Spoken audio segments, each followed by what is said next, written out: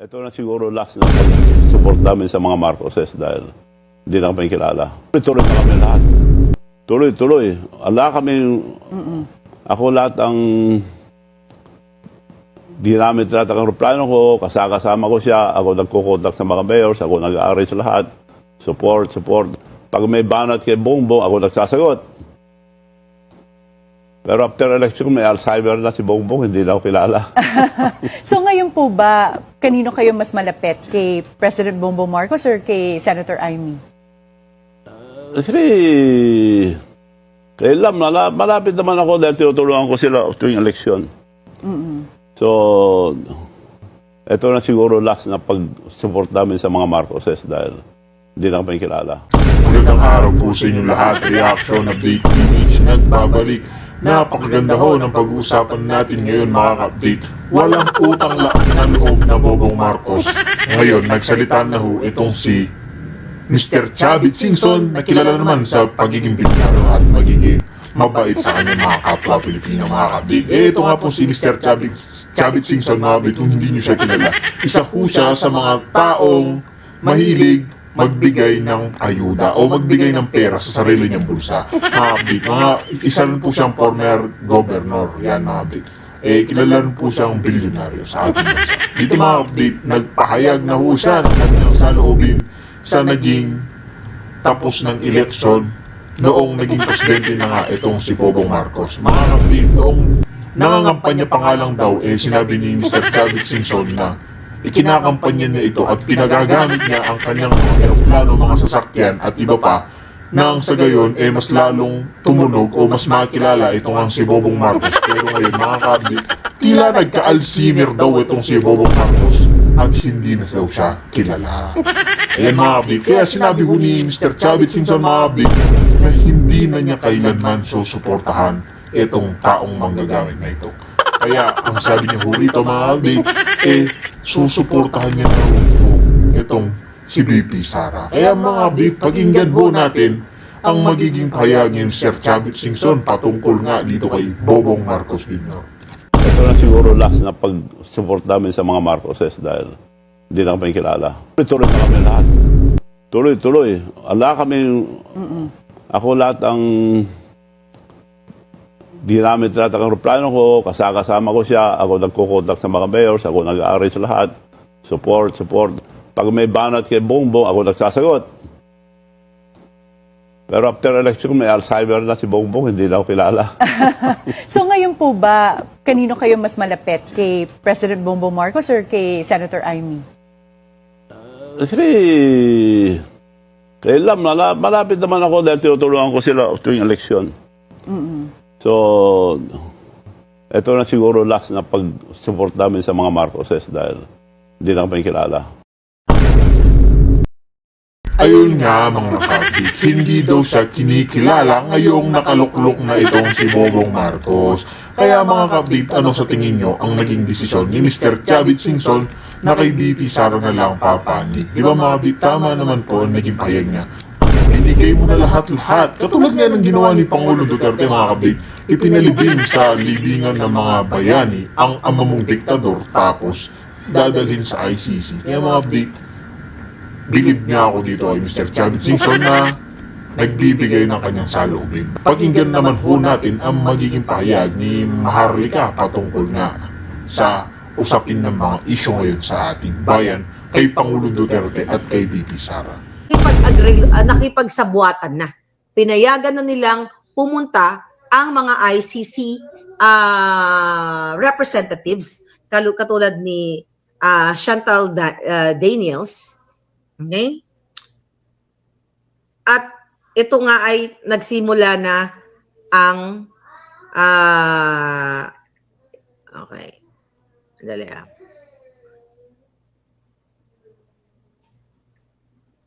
Okay, nagsimula na nga itong Okay, so nagsimula na nga itong panggigipit pala, not usig, panggigipit ni Lisa at ni Tambaluslos kasi nga para pabagsakin ang Duterte. Sinabi ko sa inyo na may dalawang representante ng ICC na nakipag-workout kay Trillanes. That was December of 2020 dyan sa vlog na yan. At true enough, inamin na rin mismo ni Trillanes recently na may any moment ay lalabas na ang warrant of arrest kay Pangulong Duterte. Okay?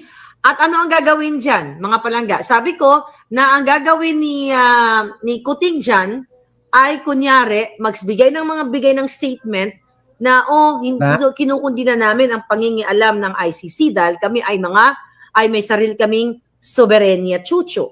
Hindi dapat tayo pinangimasukan ng ICC kasi nga hindi na tayo kasali diyan. Dahil di ba, kumawala na tayo diyan nung panahon ni Pangulong Duterte. So paulit-ulit na sinasabi yan ni Kuting.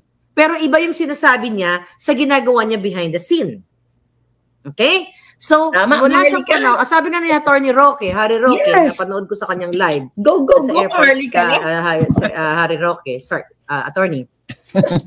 Na pwede namang mag-statement, written memorandum circular si Kuting, okay, si Marcos Jr., sasabihan niya ang AFP, DOJ, at ang NBI, lahat ng mga ahensya ng gobyerno na pigilan ang pagpaaresto dito o panghihimasok ng ICC kay Pangulong Duterte. Pero hindi niya ginagawa. Kasi nga mga kababayan, eto na yung ni-reveal ko sa inyo noong December 20. Kasi nga, planado nga yan ni Tambaluslos, ni Lisa, at si under the influence of Pulburon, si Kuting ay underdog ni Lisa. Sunod-sunuran lang.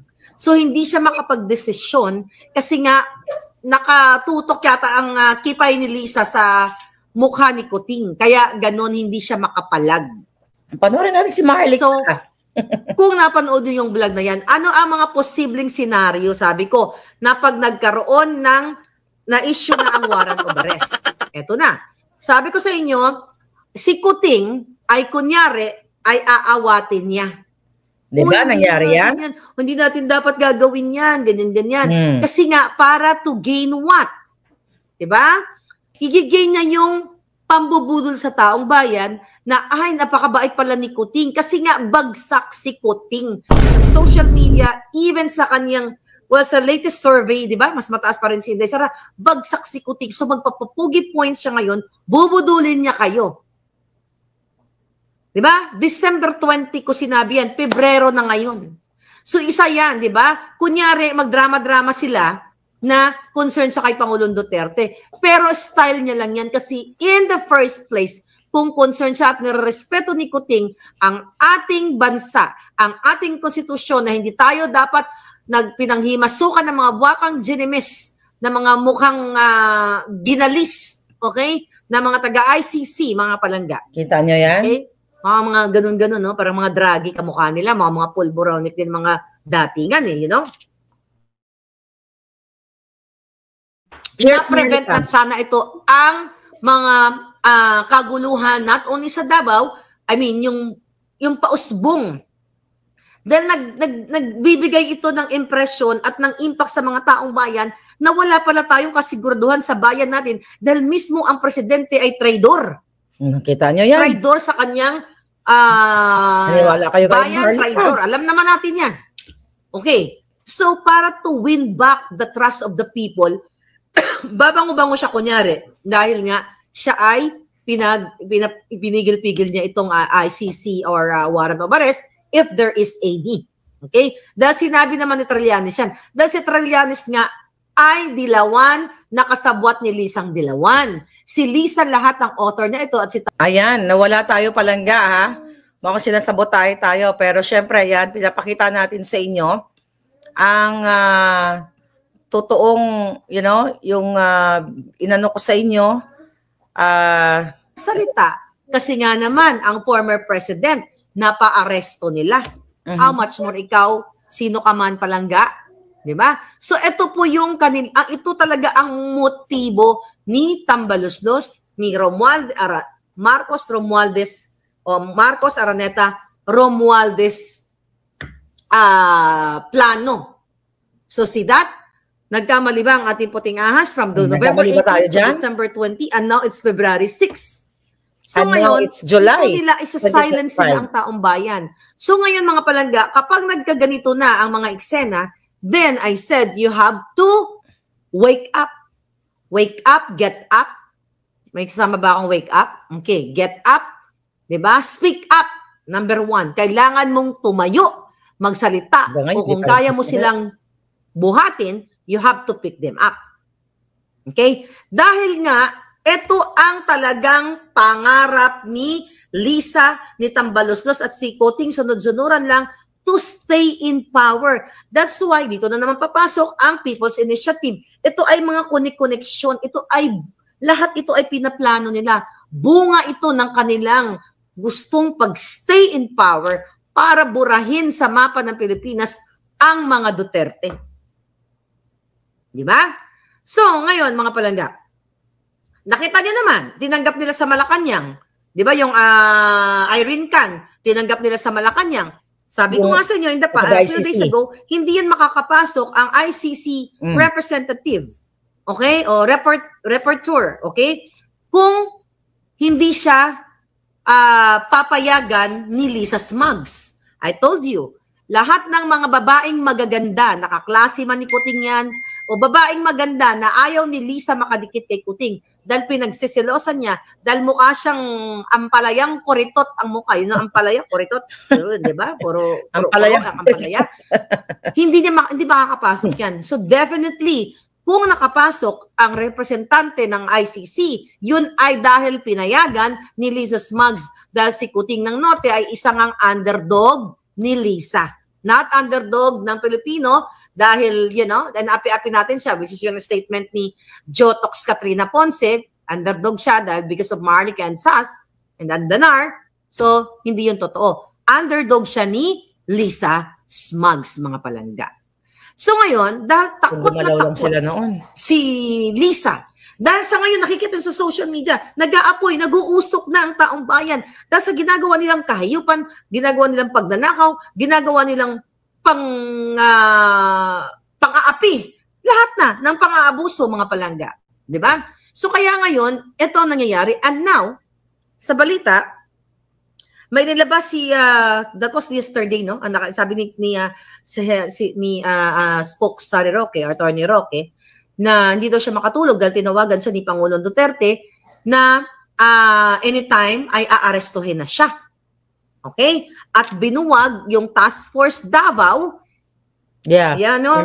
Binuwag ba o pwedeng buwagin ang Task Force Davao kasi nga yung Task Force Davao ay mga loyal kay Pangulong Duterte. Kasi nga pumunta si Au Browner nung weekend dyan sa Pilipinas, Saturday, Sunday, dyan sa Davao, mga palangga, para kunyari sila ay para sa, kasama na yung mga drama nila na ito ay para sa relief operation dahil nga may kalamidad sa Mindanao. Again, this is BS lahat. Okay? Itong mga lahat na nangyayari to ay karugtong ang bitukang madumi ni Lisa Smugs. So ngayon mga kababayan, after all, hindi man ako sumang-ayon sa ibang mga kabinete ni Pangulong Duterte, buwaka ng ina nyo, Lisa. Kuting. Umuwi ako sa Pilipinas, tang-ina nyo, 2017. Okay? Umuwi ako ng 2018. Okay? Pabalik, at antik noong 2018, isang beses, dalawang beses ba ako bumalik? O whatever. 2017, 2018, okay? Umuwi ako nag-pandemic, di ako nakauwi. So, umuwi ako noong 2022, yung kajotahan nyo na isinuportahan ko yung mga buwaka ng ina nyo na kuting kayo. Paglabag ko sa airport, never ever kong na-experience, okay? Na may sumusunod-sunod sa akin, na umaalingas nga sa akin na ma'am, pahingi naman ng pera, ng ganito, ng ganyan, baka naman may tsokolate kayo, ganyan. Dahil nung umuwi ako, okay, nung panahon ni Noynoy, 2011, 2014, ibang-iba dahil sinusundan ako ng mga porter, ng, yung mga staff sa airport, baka naman po mayroon kayong ganito, ganyan. Eh, di ba sabi ko sa inyo, galit na galit ako pag sinusundan-sundan mo ako. Huwag mo akong susundan-sundan na ganyan, magbibigay ako. Ngayon, nagbalik ka na. Yun yung experiensya ko. Panahon ni Noynoy, 2011 and 2014. Panahon ni Duterte, umuwi ako, walang sumusunod sa akin. Nagbigay ako ng pera. Okay? Tatang-tanda ko $20 doon sa isang tao na yon. Diba? Tapos ano ang sabi niya sa akin? Ma'am, bawal po yan sa panahon ni Digong. Tapos anong ginawa ko? Nag-effort ako. Sabi ko, hindi po kusa ko naman to. Sabi ko, kasi, I don't know, maybe kayo, pareho tayo. Naiintindihan namin ang trabaho sa Pilipinas. Kahit na opisina, alam namin na kaming mga taga-Amerika, o kayo palang taga-Japan man kayo, o medyo nakakaluwag-luwag kayo. Pag ako umuwi na Pilipinas, naiintindihan ko kahit nag-uopisina, okay, yung mga nag-uopisina sa Pilipinas, hindi naman po sa pagyayabang. Alam mo yon? Yung isang buwan nyo, kaya namin kitain ng isang araw sa Amerika o sa Europe. Hindi naman tayo naglo-lockdown. Kaya dahil naiintindihan ko ang bilang isang nag-uopisina o isang gwardiya o isang lalo na yung mga porter sa airport. So, kung nakakasunod kayo dito sa akin, lagi ako pag umuwi ako, yung bag ko puro yung tsokolate at mga barya-barya pera, $5, $10, $20. Kumbaga, na siya, break na siya, barya na. Di ba? Para aabutan ko na lang. So, anong sabi ko dun sa mamang yun, panahon ni Duterte? Ma'am, ayaw po ko namin tumanggap niyan kasi bawal na po yan sa panahon ni Digong. So, ang ginawa ko, tinupi-tupi ko ng ganon, ganyan-ganyan, tapos inano ko yung may tsokolate akong ganong na bar, tapos sinimplihan ko na ganon, hindi naman kayo nanghingi, bigay ko po yan sa inyo. Even yung mga staff sa CR, yung mga naglilinis, I have something for them. Actually, kahit hindi Pilipino, wherever I go, kahit mag-cruise ako, punta akong Japan, whatever. Di ba? Alam ni Raimi yan, kung nandito si Raimi na, nakita niya yan, na witness, alam ni Lady Boss, nakasama ko sila sa Japan, na kung meron tayo bilang Pilipino, nakita natin yung kapwa Pilipino, I'm talking about kasi yung naglinis ng kwarto namin is Pilipino, no? Binigyan namin ng, yung champagne na binigay sa amin, welcome dun sa hotel, tuwang-tuwa, yun na yan ate, ganyan-ganyan. So ganon kasi yung bayanihan, o ganon talaga ang tunay na Pilipinong meron kang kurot o pagmamahal dun sa kapwa mo. So going back ako, baka lumayo tayo, baka buhay ko na maikwento ko na naman. So balik tayo dito sa airport na yon. Nung panahon ni Duterte, kahit na binuboljak ko ang mga ibang, ang mga kabinete ni Duterte, hindi ko naranasang kinikikilan ako dyan sa airport. So kayo, ikaw, jutang dyan nakakuting, Lisa, ano ang nangyari ngayon sa airport? Kung meron man ginawa si Duterte, okay, nakabutihan, isa yun, na nirespeto tayo ng taong bayan dahil sa kanyang maangas na pagbigay ng statement na kayo dyan sa airport, pag nangikil kayo o naglagay kayo ng tanimbala, ipapalunok ko sa inyo. Ikaw, Kuting, buwa ka ng, kaya mo ba yung hayop ka? Tapos ngayon, ito po yung nangyayari sa Davao, na bubuwagin ito, okay? Then ngayon, naglabas si Browner ng, excuse me talaga, naglabas si Browner ng statement na hindi daw bubuwagin, sa halip ay dadagdagan ang mga military. Isang ibig sabihin nito, nataranta kayo, na-alarma kayo, dahil alam ninyo na magdudulot kayo ng kaguluhan sa ating bayan. Si Duterte ba ang magdudulot ng kaguluhan? Sino ba ang namumuno ngayon? Si Duterte ba may kakayahan pa yan na lumaban sa kalsada? Wala na, retired na si Pangulong Duterte. Ngayon, another angle po, another angle na tinitignan ni based doon sa blog ni Atty. Roque, na sinasabi niya na pwede na ang warrant of arrest because of sa statement ni Pangulong Duterte na maghihiwalay, okay, ang Davao, iwalay ang Mindanao sa Pilipinas and Davao, sa Luzon and Visayas. So ayon kay abogado kasi yun, we have to kailangan natin siyang a source, a reference. Abogado kasi siya, hindi man tayo abogado, na kung meron mang ganun, let's say for example na ipapareso siya dahil sa nakikita ni Liza Smugs ni Kuting na si Pangulong Duterte ay treason? Tangainan niyo. Yun ang sabi. Kayo ang dapat kasuhan, kayo dapat andamputin. Tama yun eh. Tama yun, Spokes Roque, na sinasabi mo na nung binanggit ni Pangulong Duterte na ay kung ganyan lang naman, parang ganyan lang naman mga, maghiwalay na tayo sa iwalay na natin ang Mindanao. At possible yun, ayon kay Harry Roque, kung yun ay dadal sa ICC, pagbubutuhan, di ba, ng buong Pilipinas, kung papayag ba sila, ganyan. Oh, that's a legal process. But again, gusto kong i-touch, okay, ang punot dulo ng lahat ng ito. Remember, few days ago, nung after ng Davao Rally, nung sinabi ko sa inyo na tatargetin ni Lisa Ahas Araneta Smugs ng gobyernong ito ang mga polis na nag-escort doon sa mga bisita sa Davao Rally. Di ba? Nagkatotoo lang. Okay? Tatargetin. Paano tatargetin? Ipo-floating sa trabaho, ililipat sa ibang mga bundok hibok-hibok, from Davao dadalhin sa Cordillera, from Davao dadalhin kunyari sa Norte. Ganon ang tema ng gobyerno ni Liza Smugs at ni Tambalusos at ang buwaka ng inang underpolboron na si Coting. So gusto nyong galitin ng taong bayan? Subukan ninyo. At nang makita ninyo kung paano tumayo ang Pilipino, kung paano sila manindigan, kung paano nila ipaglaban ang karapatan nila. Kaso walang... Subukan yung mga hinayupak kayo. Gusto nyo talagang galitin ang Pilipino sa kabila ng pakikipagsabuatan nyo sa smuggler, sa kabila ng pakikipagpulburon nyo, wala na kayo sa tamang kaisipan dahil may mga saltik na yata kayong lahat dyan dahil puro pagmamahal sa pera, puro party, puro kasal, puro kung ano-anong fireworks and everything. Kick off rally, mga hayawa kayo. Subukan nyo ang Pilipino, makipagsabuatan kayo sa mga traidor na mga banyaga at tignan ko lang kung hindi manindigan ng mga tao kahit sa ibang bansa, kung saan man sila, para ipaglaban nila ang katotohanan, ipaglaban nila ang karapatan nila, ang dugo nila na nananalaytay sa bawat katawan nila bilang isang Pilipino. Subukan mo, Lisa. Hamunin mo ang Pilipino. Ubusin nyo ang pasensya nila. At ang makita nyo, ilulugod kayo lahat sa kampuan ng mga Gilay. Ikaw, Senator Amy, star ka na naman ngayon. Kala ko ba, may power ka pa.